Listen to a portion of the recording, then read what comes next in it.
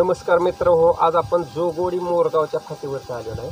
तुम्हाला हे समोर फाटी दिसेल आणि समोर आयोजक आहेत. हे कुठले आयोजक आहेत तर जे 14 सप्टेंबर 2025ला ओपनचं मैदान होतं, पण ते पावसामुळं आदल्या दिवशी कॅन्सल झालं. तेच मैदान आता 10 ऑक्टोबर 2025 रोजी जोगोडी मोरगावच्या फाटीवर ओपनचं मैदान आहे. आणि हे मैदान श्री विश्वनाथ महाराज, हे मैदान श्री सद्गुरू विश्वनाथ स्वामी यांच्या पुण्यतिथीनिमित्त 10 ऑक्टोबरला आहे.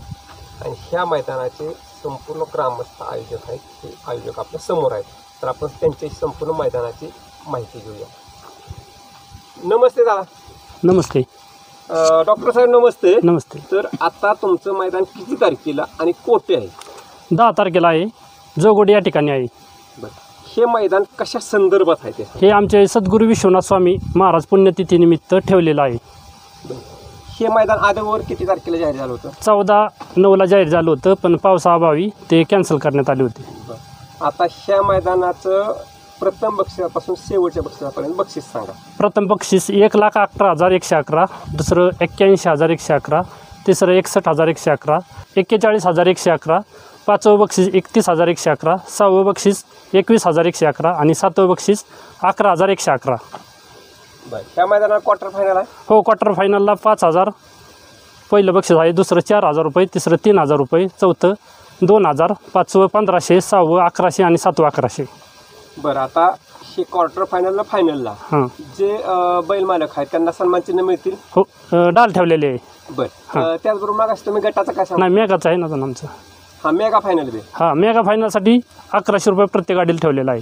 बरं, त्याचबरोबर गटवाल्यासाठी गटासाठी एक आकर्षक सन्मान चिन्ह ठेवण्यात आलेलं आहे. प्रत्येक गट पास होणाऱ्या गाडीला, प्रत्येक गट पास होणाऱ्या गाडीला आकर्षित सन्मान चिन्ह ठेवण्यात आलेलं आहे. म्हणजे तुम्ही मैदानात येणाऱ्या प्रत्येक गाडीचा विचार केलेला आहे. अच्छा, धन्यवाद. नमस्ते सरपंच. नमस्ते. आता हे जे आपलं 10 तारखेला मैदान होणार आहे, तर ह्या मैदानाच्या तासांची लांबी किती आहे? लांबी 850 बाय 14ची आहे.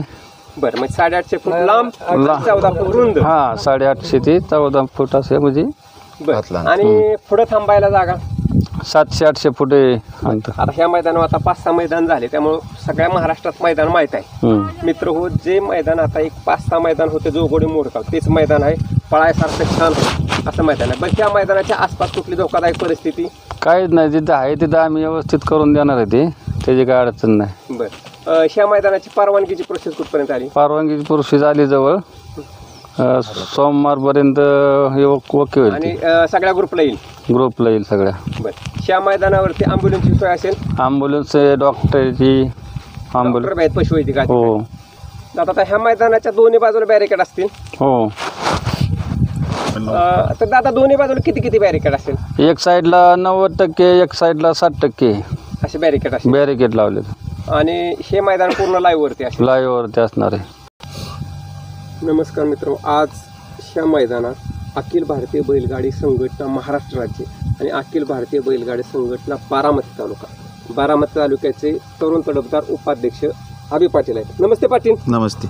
बरं, आता ह्या मैदानात झेंडापंच कोण असेल? ह्या मैदानामध्ये 4-5 मैदानं पहिली झाली होती आणि ह्या 10 तारखेच्या मैदानामध्ये कालिदास अप्पा घाटे आणि बाळासाहेब खुमणे कोराळ्याचे. बरं, समालोचक कोण असेल? समालोचक प्रवीण घाटे, मयूर तळेकर आणि तुषार नाळे.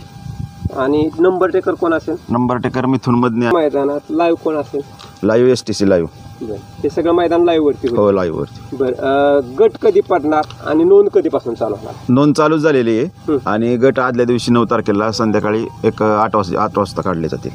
त्याची माहिती वारंवार आणि 6 वाजेपर्यंतच नोंद राहणार आहे. आणि ह्या मैदानाचे सगळे अपडेट म्हणजेच परवानगी आली, मैदान पूर्ण तयार झालं आणि लाईव्ह लॉट कधी होणार, हे सगळे अपडेट वारंवार? हो हो, परवानगीची कारण की प्रोसेस डॉक्टर साहेब स्वतःच करतात, त्याच्यामुळे लवकरात लवकर परवानगी मिळणार. आणि हे मैदान अखिल भारतीय बैलगाडी संघटना आणि महाराष्ट्र शासनाच्या नियमानुसार असेल? हो हो.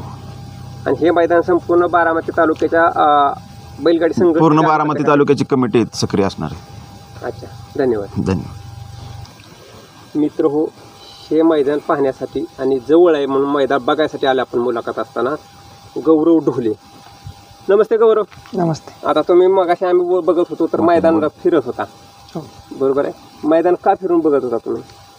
मैदानात पहिलं पावसामुळे कुठं चिखल पाणी बिणी साठलेलं होतं, सर्व काही व्यवस्थित बघितलेलं आहे. आता काही कुठं मैदानात काही अडचण नाही आहेत. कुठं बैल गाडणार, कुठं पाठीमागच्या मैदानात थोडंसं तासात बैलांचे पाय बिर होत होते, असं काही आता काही राहिलेलं नाही. ट्रॅक्टर बिक्टरनी सगळी तास बिस व्यवस्थित केलेली आहेत. सगळं मैदान व्यवस्थित मैदान जरी ओपनचं असले तर आदत दुसऱ्याला पळायसारखं आहे का? आदत दुसऱ्याला मैदान पळायसारखं आहे. आता कुठल्याही आता कुठल्याही बैलांना काही अडचण येणार नाही, का कुठला बैल फाटीत पडणार सुद्धा नाही. याचे सर्व आयोजकांनी जबाबदारी घेतलेली आहे. धन्यवाद दादा. तमाम महाराष्ट्रातील बैल मालक चालक यांना काय आवाहन कराल नोंदी संदर्भात? मी तमाम बैलगाडी मालक चालक आणि शौकीनाला एकच आव्हान असं करतो की जेवढं लवकरात लवकर नोंदी करता येतील तेवढ्या करून आयोजक कमिटीला सहकार्य करावे. काय होतं माहिती आहे का, दुसऱ्या दिवशी 10 तारखेला आपलं मैदान आहे आणि लोक काय करतात, चालक आणि मालक काय करतात की 9ला जास्त प्रमाणात नोंदी करायला बघतात. मग ते काय होतं, ते फोन सगळ्यांचे जाम होतात. त्यामुळं लवकरात लवकर नोंदी करून आयोजकांना सहकार्य करावं, एवढीच आपली आयोजकांची विनंती आहे.